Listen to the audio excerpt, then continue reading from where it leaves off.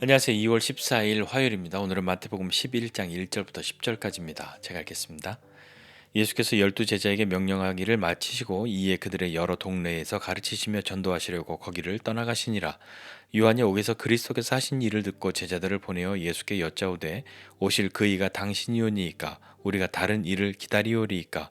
예수께서 대답하여 이르시되 너희가 가서 듣고 보는 것을 요한에게 알리되 맹인이 보며 못 걷는 사람이 걸으며 나병 환자가 깨끗함을 받으며 못 듣는 자가 들으며 죽은 자가 살아나며 가난한 자에게 복음이 전파된다 하라. 누구든지 나로 말미암아 실족하지 아니하는 자는 복이 있도다 하시니라. 그들이 떠나며 예수께서 무리에게 요한에 대하여 말씀하시되 너희가 무엇을 보려고 광야에 나갔더냐? 바람에 흔들리는 갈대냐? 그러면 너희가 무엇을 보려고 나갔더냐? 부드러운 옷 입은 사람이냐? 부드러운 옷 입은 사람들은 왕궁에 있느니라. 그러면 너희가 어찌하여 나갔더냐? 선지자를 보기 위함이었더냐? 옳다. 내가 너희에게 이르노니 선지자보다 더 나은 자니라. 기록된 바 보라 내가 내 사자를 내 앞에 보내노니 그가 내 길을 내 앞에 준비하리라 하신 것이 이 사람에 대한 말씀이니라. 아멘. 세례 요한이 옥에 갇혔습니다. 세례 요한이 옥에 갇힌 이유는 그 헤롯의 잘못에 대해서 비판하고 그렇게 있었으니까 헤롯이 영 듣기가 불편했던 것이죠. 그래서 요한을 옥에 가두어 버렸습니다. 그 요한이 옥에 있으면서 요한은 광야에서 그의 일, 오실 그분의 길을 예비하는 그 일, 회개하라 천국이 가까이 왔다라고 외치는 그 일을 하던 사람이었는데 지금은 옥에 갇혀 있죠. 그러면서 그 옥에서 그리스도께서 하신 일을 들었습니다. 그 일을 들었다라고 하는 것은 그 요한이 예수님이 사역하시는 예수님이 활동하시는 병자를 고치시고 죽은 자를 살리시고 가르치시고 귀신을 내어쫓고 하는 그 일들 그것을 직접 본 것이 아니라 소문으로 들은 것이죠. 그 소문으로 들었는데 요한이 예수님에게 자기의 제자들을 보내서 물었습니다. 뭐라고 물었냐면 오실 그 이가 당신이십니까? 아니면 당신이 아니라고 한다면 우리가 다른 일을 기다려야 합니까? 라고 묻습니다. 어, 이제 궁금한 건 물어봐야 하죠. 예, 어떤 분들은 궁금한 거 뭐 참아 하고 그때그때마다 묻는 사람이 있고요. 좀 묻기는 좀 그러니까 내가 잘 파악하고 정보를 수집하고 이렇게 잘 살펴봐서 이해되고 납득되고 그럴 때까지 그냥 차분히 내가 혼자 하는 게 좋아 라고 하시는 분들도 있고요. 다 다르지만 모르면 물어보는 것이 제일 나은 것 같습니다. 어, 요한은 예수님이 정말 그분이신지 다시 한번 그 제자들을 통해서 묻습니다. 예수님에 대한 소문만 들었으니까요. 그런데 제자들이 가서 그렇게 물을 때 예수님은 오실 그분이 당신이십니까? 라고 물으니까 맞아 라고 대답하시거나 그러셔야 하는데 예수님은 yes나 no라고 말씀하지 않으시고 다르게 대답하시죠. 뭐라고 대답하시냐면 요한의 제자들에게 너희가 가서 듣고 보는 것을 요한에게 알려라 라고 말씀하시면서 이렇게 말씀하십니다. 맹인이 보면 못 걷는 사람이 걸으며 나병 환자가 깨끗함 받고 못 듣는 자가 듣고 죽은 자 살아나고 가난한 자에게 복음이 전파된다. 그렇게 말하라 라고 말씀하시죠. 세례 요한은 구약에 약속하신 그 메시아를 기다리고 그 메시아의 앞길을 예비하는 사람으로 세움 받았습니다. 그 일을 하는 사람인데 자기가 그 메시아가 아닌 분의 그 앞에서 뭔가를 하게 된다면 그건 아니잖아요. 그럴 순 없으니까 예수님은 내가 그 사람이야 라고 말씀하시는 대신에 예스 맞아 라고 말씀하시는 대신에 이사야의 예언된 말씀 그 말씀을 요한의 제자들을 통해서 다시 들려주십니다.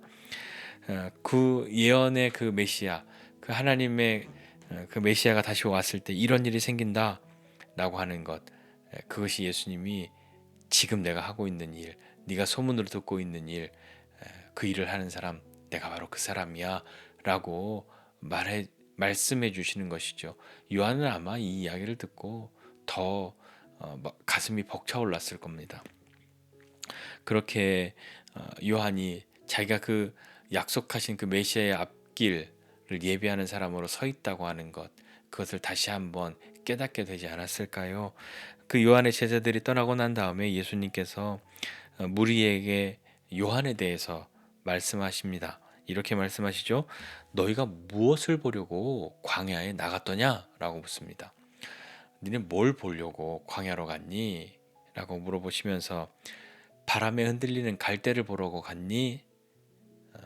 아니요. 라고 해야 하는 그렇게 물어보시는 거죠. 아니요. 그러면 무엇을 보려고 나갔더냐? 부드러운 옷 입은 사람이었니? 아니요. 예수님 말씀하십니다. 부드러운 옷 입은 사람은 왕궁에나 있는 거야. 라고 말씀하시죠.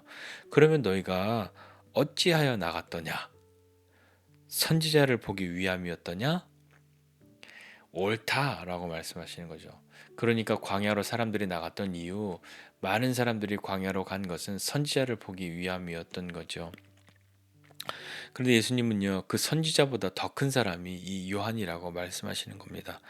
어, 기록된 것처럼 내 앞길을 내 앞에서 준비하게 하신 그 사람 바로 이 사람이다. 그러니까 내 길을 주의 길을 메시아의 그 앞길을 예비하는 그 사람이 바로 이 사람이다라고 말씀하시면서 자신이 누구이신지 다시 한번 말씀하시고 요한이 어떤 사람인지에 대해서도 다시 한번 확인하시죠. 오늘 이 말씀 보면서 한 가지만 좀 같이 생각해 보고 싶습니다. 무엇이냐면 우리는 광야로 왜 나갔나? 이렇게 물으면 아니 저는 광야에 가본 적이 없는데요 라고 말씀하시는 분이 생각하시는 분이 있을지도 모릅니다. 우리 흔히 신앙생활하면서 어려움의 시간이나 이런 시간들을 광야와 같다 이렇게 이야기하기도 합니다. 그런데 광야는 단지 뭐 물이 없고 풀이 없고 메마르고 힘들기 때문에만 이 광야인 것이 아니라 광야에서 가장 큰 괴로움은 하나님과의 관계에 있어서 그 어려움이기 때문에 광야와 같은 것 아닐까요? 사람들이 광야로 나갑니다. 왜 광야로 나갔냐면 선지자가 있다라고 하니까 광야로 가는 거죠. 그들에게 그 사람들이 광야로 나갔던 이유는 하나님 편에 서 있는 사람이 그리웠기 때문은 아닐까요? 무엇인가 하나님의 일을 하는 사람, 그러니까 어떤 특정한 한 사람, 요한이라고 하는 사람에게 집중되기보다 그러니까 하나님 편에 서 있는 그 누군가 마치 저기 가면 하나님이 하시는 일을 하나님의 우리가 기다렸던 우리가 그렇게 갈증을 느꼈고 갈급했던 우리의 마음을 새롭게 하고 시원케 해줄 하나님의 역사가 있어 라고 하는 것 때문에 나갔던 것은 아니었을까요? 우리도 살면서 힘들고 어려울 때가 있습니다. 특별히 신앙생활 하면서 힘들고 어려울 때 있잖아요. 그럴 때 어떻게 하십니까? 뭐 어디 기도원 가면 기도가 잘 되더라 이런 소문 나면 그 기도원 찾아가시고 그러십니까? 물론 그것도 뭐 오죽하면 그렇게 하겠습니까? 그래도 기도원 가면 안 된다는 얘기는 아니에요. 오죽하면 그렇게라도 해서 하나님 앞에 좀 뭔가 시원함을 뭔가 좀 은혜에 대한 갈급함을 좀 채우고자 하는 그런 마음이 있는 거잖아요. 근데 이 사람들을 향해서 예수님이 무엇을 보려고 광야로 나갔냐라고 할 때 우리도 때로 광야에 있으면서 정확하게 이 광야의 시간을 깨닫고 이 광야에서 우리가 해야 할 것을 해야 하는데 눈을 다른 데 돌리고 있고 마음을 다른 곳에 두면 참 더 어려워집니다. 광야 마치 지금 우리가 힘들고 어려운 것, 괴로운 것은 내가 하나님을 향한 갈망, 하나님을 향한 마음이 없고 하나님에 대한 그 은혜에 대한 갈급함조차도 없는 그런 삶을 살아가고 있으면서 광야입니다라고 말하고 갈 때나 볼까? 저 참 옷을 멋진 거 입었네. 그런 걸 보면서 광야에 하루 이틀, 1년, 2년, 100년이 있은들 그 광야가 어떤 의미가 있겠습니까? 이 광야에서는 하나님께 모든 것을 집중할 수 있는 그런 때이지 않습니까? 광야에서 내가 보고 싶은 것은 무엇입니까? 광야에서 찾고 싶은 것은 무엇입니까? 왜 광야에 있습니까? 다른 사람들이 저 광야에 가면 하나님의 일하심을 경험할 수 있대라고 해서 막 가는데 안 가면 내가 뭔가 좀 믿음이 없는 사람 같이 보이고 그러니까 얼결에 그냥 어쩔 수 없이 따라가셨습니까? 어떻습니까? 광야로 가기는 했는데 그 광야에서 내 눈은 갈대나 보고 있고 화려한 옷 입은 그런 사람들만 찾아보려고 하고 있으면 아무 의미가 없는 것이죠. 광야에서는 들어야 합니다. 외치는 자의 소리를 들어야 합니다. 회개하라는 소리를 들어야 합니다. 천국이 가까이 왔다는 소리를 들어야 합니다. 하나님 앞에 나오라는 소리를 들어야 하는 것이죠. 그리고 듣고 그렇게 반응해야 하는 것입니다. 그래야 광야가 광야 되는 것 아닐까요? 화려함도 뒤로 하고 갈대를 보는 그런 마음도 다 뒤로 하고 하나님 앞에 나가야 하지 않겠습니까?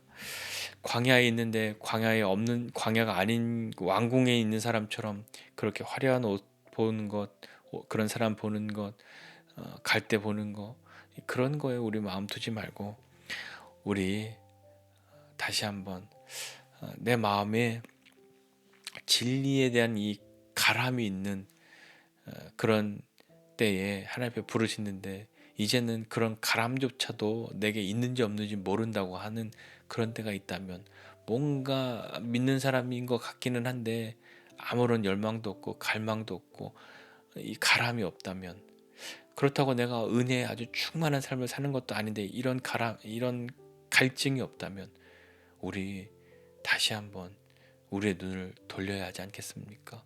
광야에 있으면서 갈대나 쳐다보고 화려한 옷, 부드러운 옷 입은 사람들 쳐다보고 그런 사람들 찾아보려고 하는 것 그렇게 광야에 있으면 되겠습니까? 들어야 합니다. 외치는 자의 소리를 들어야 합니다. 그 소리를 듣고 회개하고 돌이켜 다시 한번 하나님 앞에 나아가는 저와 여러분 모두가 되시기를 주님의 이름으로 부탁드립니다. 기도하겠습니다. 하나님 아버지 은혜와 사랑을 감사드립니다.